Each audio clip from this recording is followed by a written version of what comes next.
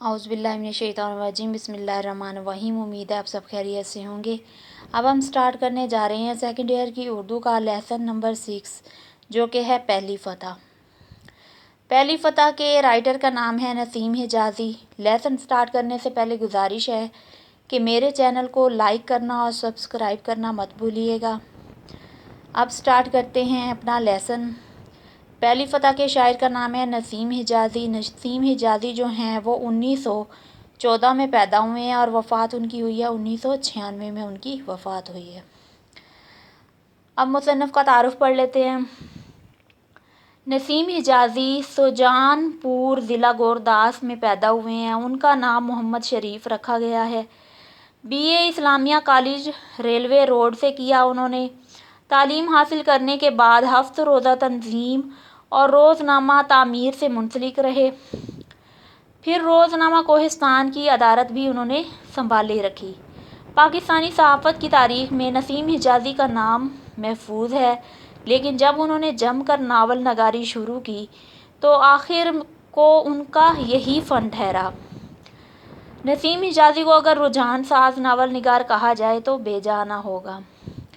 اب آ جاتی ہے تصانیف۔ انہوں نے کون کون سے ناول لکھے ہیں۔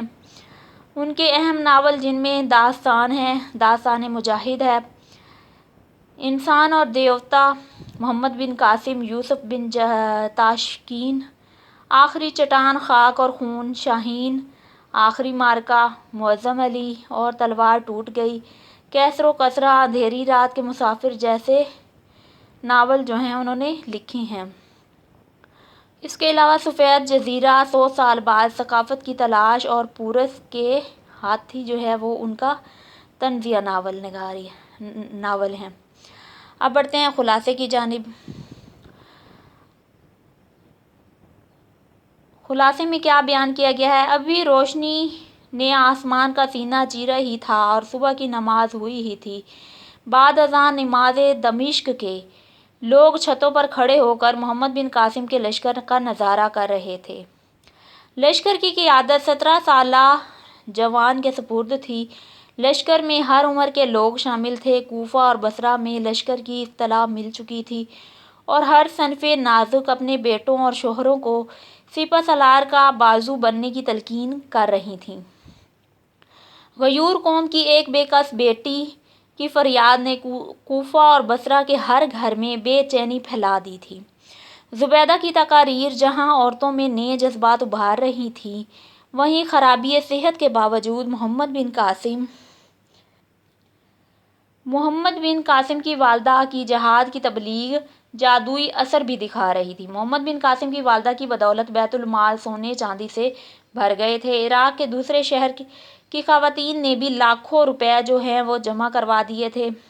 دیبل کے گورنر نے جن 18 لوگوں کا خون کیا تھا اور وہ جو بھاگ کر آ گئے تھے، اس بات نے بھی بصرہ کی عوام میں انتقام کی سلگتی ہوئی آگ پر تیل کا کام کیا۔ محمد بن قاسم 12,000 کے لشکر کے ساتھ مکران پہنچا، جہاں پر بھیم سنگھ نے سپاہیوں کے ہمراہ ایسے جانوروں کی مانند حملے کیے جو خود حملہ کرتا ہے پھر ڈر کے مارے چھپ جاتا ہے۔ صورتحال نہایت پریشان کن ہو گئی۔ اونٹ بدک کر ادھر ادھر ہونے لگے۔ بغور جائزہ لینے کے بعد محمد بن قاسم نے رات اور دن کے پہروں کے لیے دستے متعین کیے۔ ایک شام جاسوس نے آ کر اطلاع دی کہ شام کی طرف ایک مضبوط قلعہ اس لشکر کا جو ہے وہ منتظر ہے۔ مجلس شورا کو بلوایا گیا۔ کچھ نے آگے جانے کا مشورہ دیا، لیکن محمد بن قاسم متفق نہ ہوا۔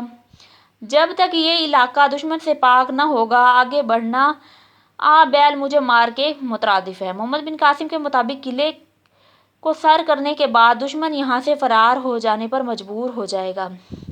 اگر ہم کترا گئے تو ان کے حوصلے جو ہیں وہ پست، ان کو ایک نئی زندگی مل جائے گی۔ محمد بن قاسم نے کہا، دشمن نے ہماری پیش قدمی قلعہ تک روکنے کے لیے محافظوں کی زیادہ تعداد آس پاس کی پہاڑیوں پر منقسم کی ہوئی ہے اور اس لشکر سے ایک فیصلہ کن جنگ ہو سکتی ہے جس میں ہماری بہتری ہے۔ مزید محمد بن قاسم نے کہا کہ آج سورج کا چہرہ دیکھنے سے پہلے اس قلعے پر 500 پیادہ سپاہیوں کے ہمراہ حملہ کرنا چاہتا ہوں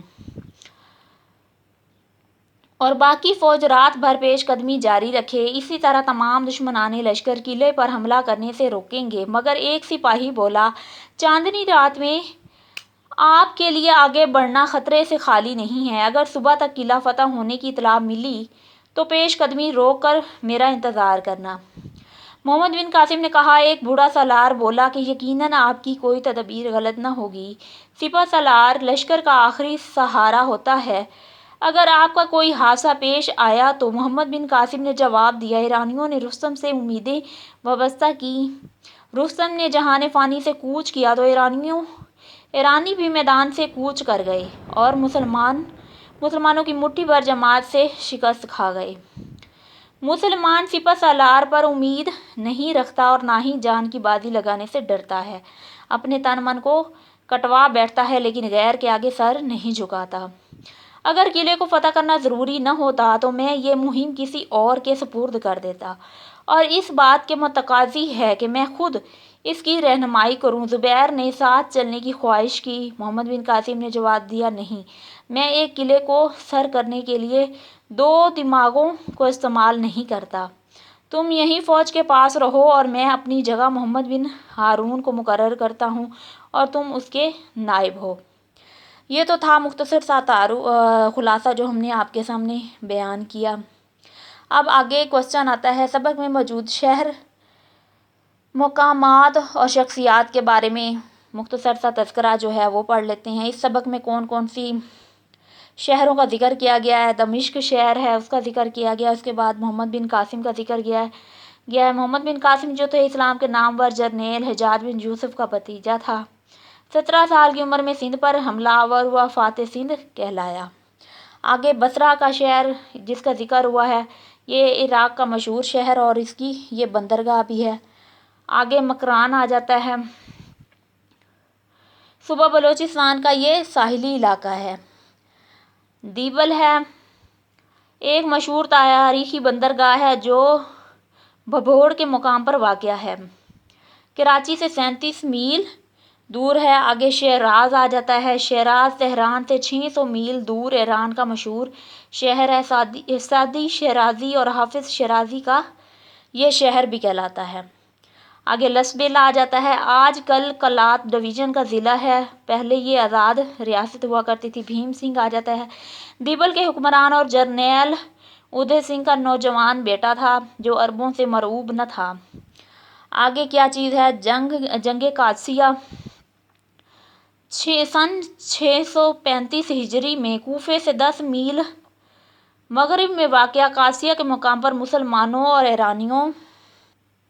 ایرانیوں کے درمیان جنگ قادسیہ ہوئی۔ حضرت سعد بن ابی وقاص رضی اللہ تعالیٰ عنہ اسلامی فوج کے کمانڈر تھے۔ ایرانیوں کا جرنیل اور رستم جو تھا وہ مارا گیا اور عراق پھر کیا ہوا، فتح ہوا۔ حضرت سعد بن ابی وقاص آپ نے 17 سال کی عمر میں اسلام قبول کیا اور فاتح ایران اور عراق کہلائے۔ رستم مشہور ایرانی پہلوان ہے۔ آگے مثنہ، حضرت مثنہ بن حارث صحابی رسول تھے۔ حضرت ابوبکر صدیق کے عہد خلافت میں ایران اور عراق کی جنگوں میں حضرت خالد بن ولید کی معاونت فرماتے تھے۔ یہ تو تھا ہمارا پارٹ نمبر 1۔ اسی کے ساتھ ہی ہمیں اجازت دیجیے، پارٹ نمبر 2 میں ہم مشق کریں گے اور ساتھ ہی کچھ گرامر کریں گے، اور اسی کے ساتھ ہی ہمیں اجازت دیجیے۔ اب ملتے ہیں پارٹ نمبر 2 میں، تب تک کے لیے اللہ حافظ۔